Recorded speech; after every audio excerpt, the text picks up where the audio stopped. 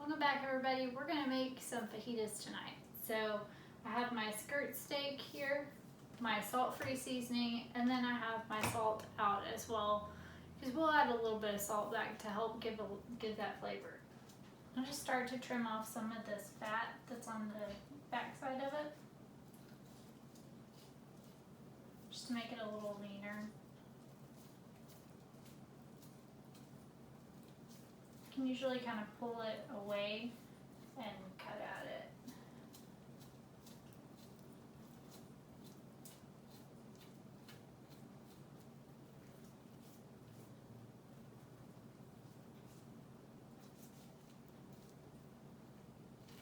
This is not a lean cut of beef, so I think this, to me, this is an important step, because I'm not a huge fan of having a real fatty meat.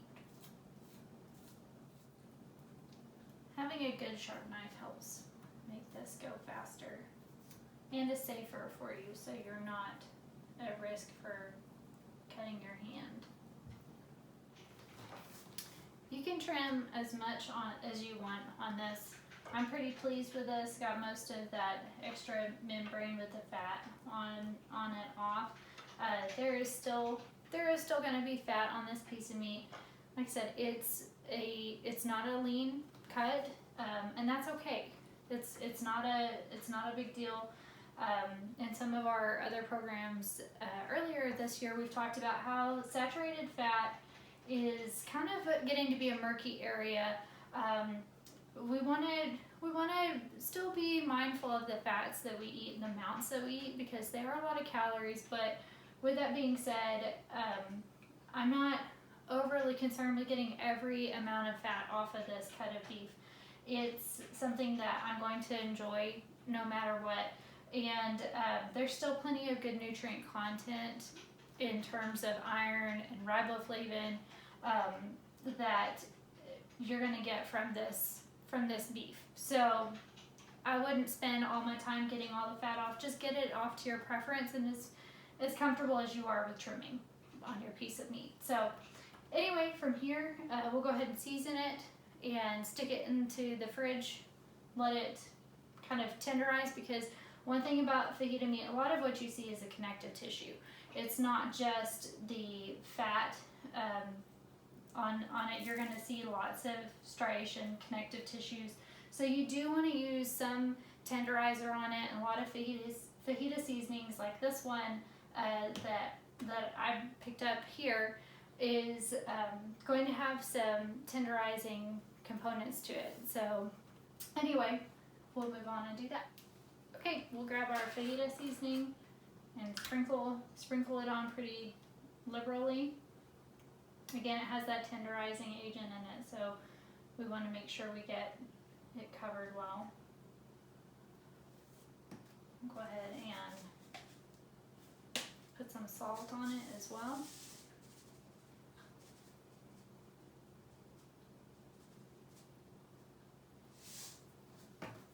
And give it a bit of a rub in, just to make sure it's all sticking in there.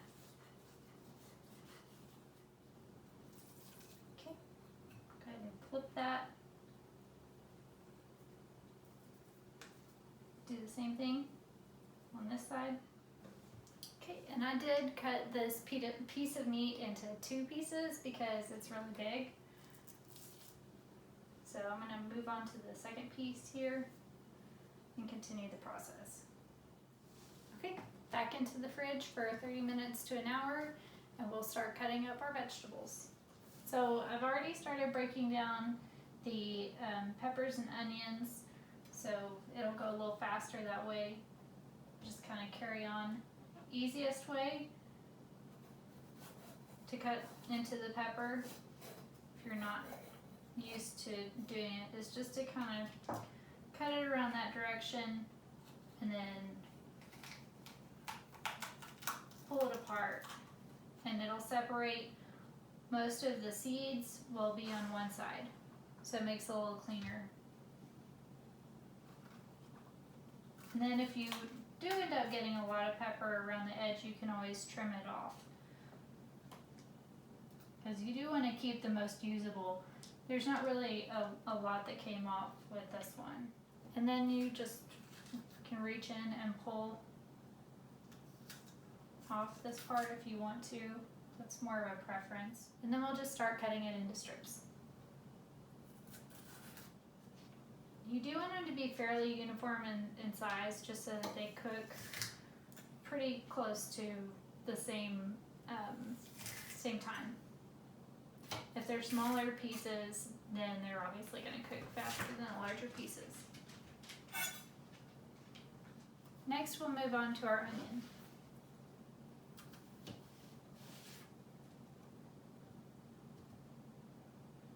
And we want to maintain the rings as best we can.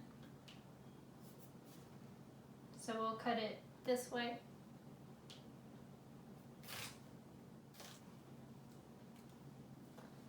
Okay, all of our vegetables are done. So I've drizzled some oil into the pan and it's heating up over here. Feels like it's nice and hot. If you wanted to check to see if it's at the right temperature, you could splash some water on it, and if it sizzles, it's ready to go with the meat. I've pulled the meat out of the fridge and I'll just place it in. Since I have two pieces here, I'm gonna do them one at a time so that there's plenty of room in the pan, and then I'll start on the vegetables. Now you may want to put yours over medium to high heat. You just want to cook it until it's a desired doneness. Since we've been tenderizing it,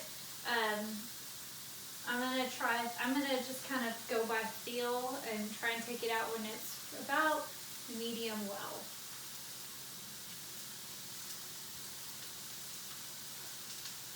I'll flip this whenever the pan side starts to get a good sear on it. I'll go ahead and flip it over to the other side and try not to flip it too much. It's been about 6 to 8 minutes since I started the meat in the grill pan, so I went ahead and flipped it. It's already got a nice caramelization on the side that was on the pan. So we'll let it continue to cook. The steak seems like it's done to me, so I'm going to go ahead and take it off.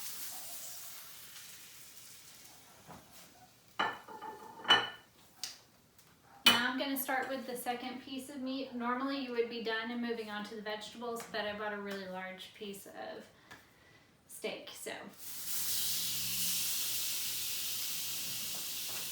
one thing that's nice about fajitas is that they are essentially, if you do them in a grill pan inside, they're essentially a one-pan meal. So this and just the cutting board and knives, besides your regular eating dishes, that's going to be all the cleanup there is. So it's really actually a pretty quick and convenient meal. It's been 6 or 8 minutes. I've taken off the piece of steak, so now we're going to put our vegetables in the pan.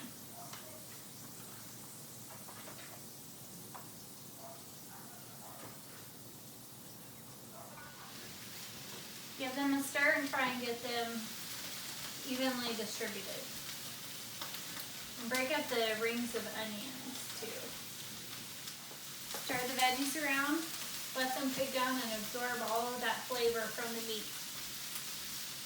Our onions have softened and our peppers are still crisp but cooked a little bit. So I'd say that this meal is done. Our meat is also rested, so we can cut into that, and you want to make sure that you cut it with the fibers being as short as possible. So don't cut it the same direction as the fibers, because that will make it stringier and tougher. If the fibers are shorter, it's going to be more tender and easier to eat. So I hope you enjoy your fajitas.